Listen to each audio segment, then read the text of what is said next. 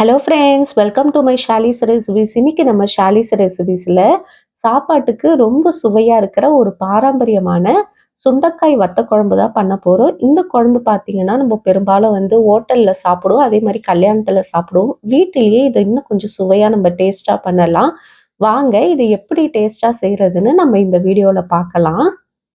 First இந்த சுண்டக்காய் வத்த குழம்பு பண்ணுறதுக்கு ஒரு பேன் எடுத்துக்கலாம். இதில் நம்ம எண்ணெய் தேவையான அளவுக்கு சேர்க்க போகிறோம். இதே எண்ணெயிலே தான் நான் குழம்பு பண்ண போகிறேன். அதனால எந்த பாத்திரத்தில் செய்கிறீங்களோ அதே பாத்திரத்தை எடுத்துக்குங்க. இதில் ஒரு 1/4 கப் அளவுக்கு எண்ணெய் ஊற்றிக்குங்க. எண்ணெய் நல்லா காஞ்சோடனே ஒரு 1/4 கப் அளவுக்கு சுண்டக்காவை போட்டு நல்லா வறுத்துக்குங்க. நல்லா வறுப்பட்ட பிறகு 1/4 டீஸ்பூன் அளவுக்கு பெருங்காயத்தூள் சேர்த்துட்டு ஒரு வாட்டி லைட்டாக மிக்ஸ் பண்ணிவிட்டு இதை தனியாக எடுத்து வச்சிடலாம். இப்போ அதே பேன்லேயே என்ன பண்ணிக்கோங்க, கடுகு 1 டீஸ்பூன் சேர்த்துக்குங்க, வெந்தயம் 1/2 டீஸ்பூன் சேர்த்துக்கலாம், காஞ்ச மிளகாய் 2 சேர்த்துக்கலாம், பூண்டு ஒரு 10 பல்லு பூண்டை தோல் நீக்கிட்டு ஸ்லைஸாக கட் பண்ணி சேர்த்துக்குங்க. இது கூடவே ஒரு 20லேருந்து 25 சின்ன வெங்காயம் கண்டிப்பாக சேர்த்துக்குங்க. வத்த குழம்புனாலே சின்ன வெங்காயம் தான் டேஸ்ட்டு கொடுக்கும். இது கூடவே கொஞ்சமாக கருவேப்பிலையும் சேர்த்து நல்லா வதக்கி விட்டுடலாம்.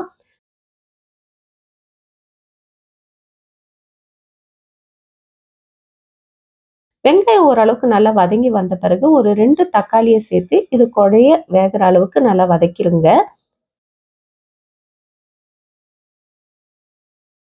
இப்போ இதுக்கு தேவையான அளவுக்கு நம்ம மசாலா சேர்க்க போகிறோம். குழம்பு மிளகாய் தூள் 1 டேபிள் ஸ்பூனும், தனியாத்தூள் 1 டேபிள் ஸ்பூன், மஞ்சள் தூள் 1/2 டீஸ்பூனு, உப்பு இவ்வளோதான் நம்ம இதுக்கு சேர்க்க வேண்டிய மசாலாவே. ரொம்ப கம்மியாக தான் சேர்க்க போகிறோம். இப்போ இது எல்லாத்தையும் சேர்த்துட்டு நல்லா எண்ணெய் பிரிஞ்சு வர வரைக்கும் மிக்ஸ் பண்ணி விட்டுடலாம். எண்ணெய் நல்லா பிரிஞ்சு வந்த பிறகு இதில் லெமன் சைஸ் சின்ன ஒரு லெமன் சைஸ் புளியை தண்ணியில் கரைச்சி சேர்த்துக்கலாம். நான் இன்னைக்கு ஒரு 3-4 பேர் சாப்பிட்ற அளவுக்கு செய்கிறேன். இந்த மெஷர்மெண்ட்டே பார்த்தீங்கன்னா 4 பேர் தாராளமாக நல்லா சாப்பிட்லாம். புளி தண்ணி சேர்த்துட்டு நல்லா மிக்ஸ் பண்ணி விட்டுருங்க. இப்போ இந்த குழம்புக்கு தேவையான ஒரு 1/2 கப் அளவுக்கு மட்டும்தான் நான் எக்ஸ்ட்ரா தண்ணி சேர்க்க போகிறேன். இதில் தண்ணி நிறைய சேர்க்கக்கூடாது. குழம்பு திக்காக தான் இருக்கணும். கொஞ்சம் எக்ஸ்ட்ரா தண்ணி ஒரு 1/2 கப் அளவுக்கு சேர்த்து மூடி போட்டு நல்லா கொதிக்க விடுங்க. நல்லா எண்ணெய் பிரிஞ்சு வந்த பிறகு இப்போ நான் இதில் 2 டீஸ்பூன் அளவுக்கு வெல்லம் தண்ணி சேர்த்துருக்கேன்.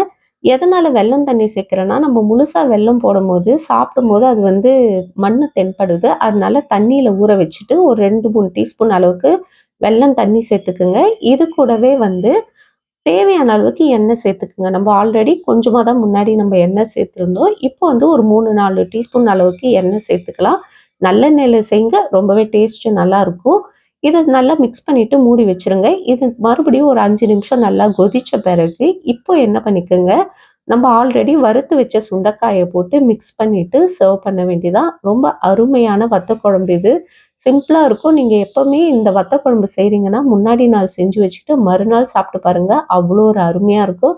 ட்ரை பண்ணி பாருங்கள். இந்த மாதிரி சிம்பிளான ரெசிபிஸ் பார்க்குறதுக்கு மறக்காமல் நம்ம ஷாலிஸ் ரெசிபிஸை சப்ஸ்கிரைப் பண்ணி வச்சுக்கோங்க. இன்னொரு வீடியோவில் உங்களை சந்திக்கிறேன்.